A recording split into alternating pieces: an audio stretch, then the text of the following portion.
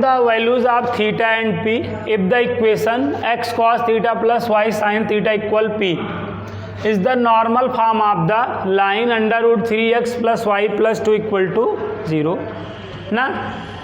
कह रहा है थीटा तथा p के मान ज्ञात करो यदि समीकरण x cos theta plus y sin theta equal to p रेखा under root 3x plus y plus 2 equal to 0 का क्या है, लंब रूप है।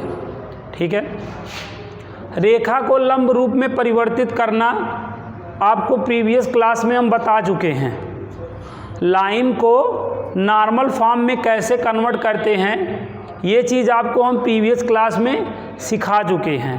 तो क्या बताया था कि कभी भी रेखा को लंब रूप में परिवर्तित करना हुआ, लाइन को अगर नॉर्मल फॉर्म में कन्वर्ट करना हुआ, नंबर 1 कांस्टेंट को हमेशा क्या बनाओगे, मतलब नंबर 1 क्या करोगे, वेरिएबल को एक साइड, कांस्टेंट को एक साइड, और नंबर 2 क्या करोगे, कांस्टेंट को हमेशा पॉजिटिव बनाओगे।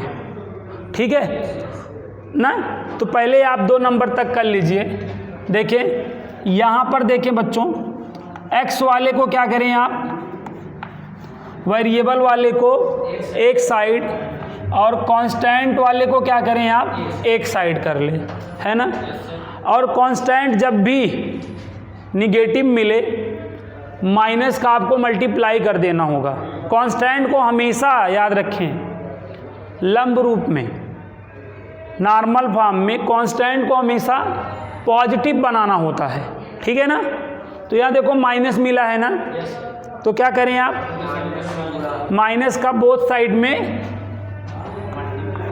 मल्टीप्लाई कर दें, तो ये माइनस क्या हो जाएगा, प्लस, और ये यहाँ तक आया ना। तो जब आप कांस्टेंट को पॉजिटिव बना लेते हैं ना, तो आप ये जान लेते हैं कि line passing through which quadrant, line किस चतुर्थांश से पासिंग थ्रू होगी, किस चतुर्थांश से होकर जाएगी। तो लाइन किस क्वाड्रेंट से पासिंग थ्रू होगी बच्चों, देखें आप, माइनस माइनस ना, दो x और y दोनों का साइन माइनस माइनस है, तो ऐसा किस क्वाड्रेंट में होता है, ऐसा किस चतुर्थांश में होता है, तीसरे। तो लाइन बच्चों किस क्वाड्रेंट से जाने वाली है, यहाँ पर तीसरे से जाने वाली है कि नहीं, और तीसरा चतुर्थांश यही तो होता है बच्चों, लाइन थर्ड क्वाड्रेंट से जाने वाली है ना। इसके बाद देखिए ये 3 चीज़ें आप जान गए।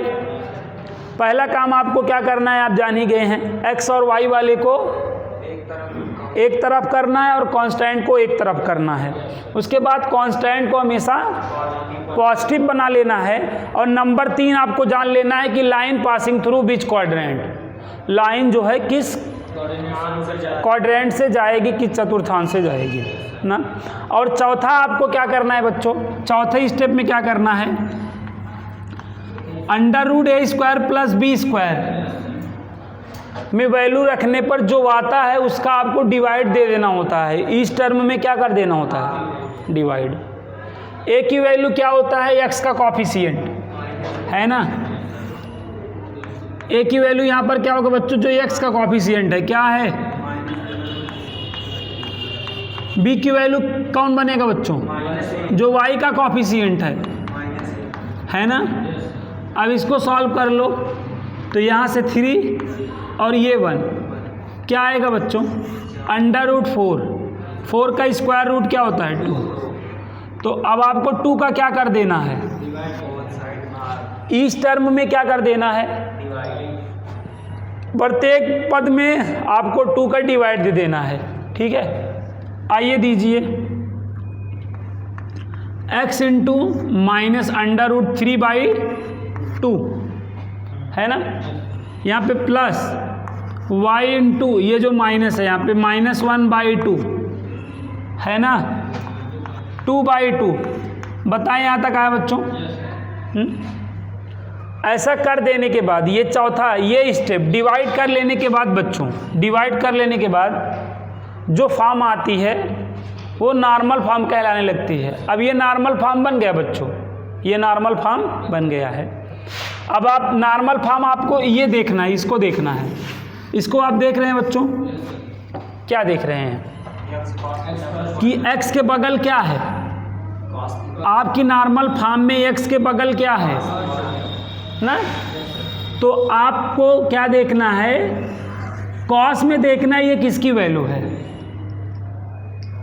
इसको आप देखेंगे कॉस में किसकी वैल्यू है, तो आपको पता चलेगा किसकी वैल्यू है, 30 डिग्री की। किसकी? यहाँ पे बच्चों जो थीटा होता है ना आपका, ये होता है थीटा, समझ रहे हैं ना बात, ये पूरा थीटा की वैल्यू है 180 प्लस ना। तो थर्ड में आने का मतलब देखो, थर्ड वाला क्या होता है बच्चों, 180 प्लस थीटा होता है कि नहीं बताओ। तो जो वैल्यू आप जान रहे हो, जो वैल्यू आप कौन सी वैल्यू जानते हो, 0 से 90 तक की वैल्यू आपको पता होती है। तो जो आप वैल्यू जान रहे हो, लाइन जिस क्वाड्रेंट में है उसमें रख के ऐड या सब्ट्रैक्ट कर दोगे, समझ रहे बात को। तो यहाँ पे देखो 180 प्लस थीटा में है ना, तो जो वैल्यू आप जान रहे हो थीटा की वैल्यू होगी, जो वैल्यू आप जानते रहते हैं वो किसकी वैल्यू बनती है, थीटा की। तो यहाँ पे आप क्या जान रहे थे, 180 प्लस 30 है ना,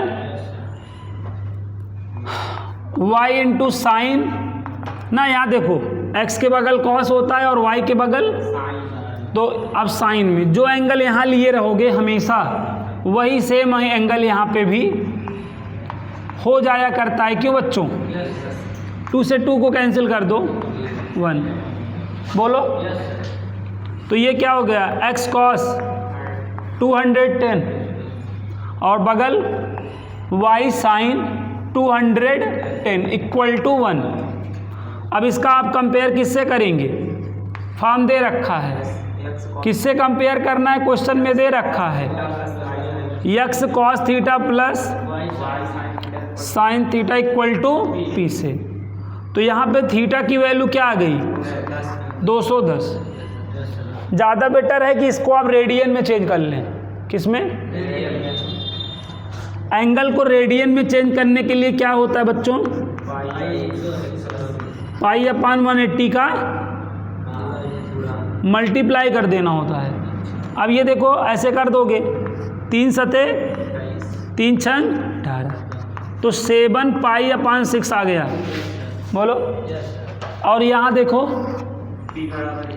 p की वैल्यू क्या हो गई ना। तो आई होप ये क्वेश्चन भी आप लोगों को अच्छे से समझ में आ गया होगा।